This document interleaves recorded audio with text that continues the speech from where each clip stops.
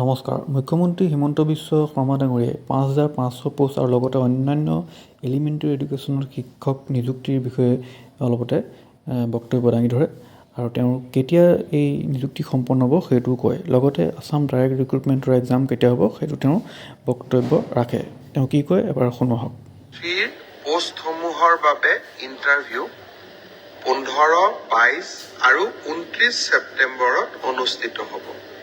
এই পৰীক্ষা এইবাৰ লোকসেৱা আয়োগে পতা পৰীক্ষাৰ আৰ্হিত হ'ব।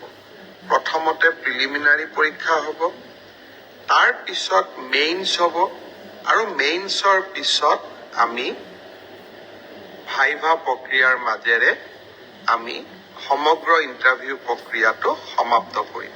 ঠিক সেইধৰণে চতুৰ্থ শ্ৰেণীৰ বাবেও আমি একেটাই ব্যৱস্থা হাতত ল'ম।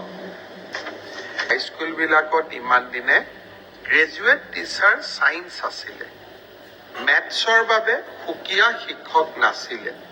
শিক্ষা বিভাগে কেইবা হাজাৰো, বিশেষকৈ প্ৰথম অৱস্থাত প্ৰায় ২,০০০ গণিত শিক্ষকৰ পদ সৃষ্টি কৰিব লাগিব। সেয়েহে মাধ্যমিক শিক্ষকৰ নিযুক্তি প্ৰক্ৰিয়াটো এমাহ বা দুমাহ পিছত আমি আৰম্ভ কৰিম।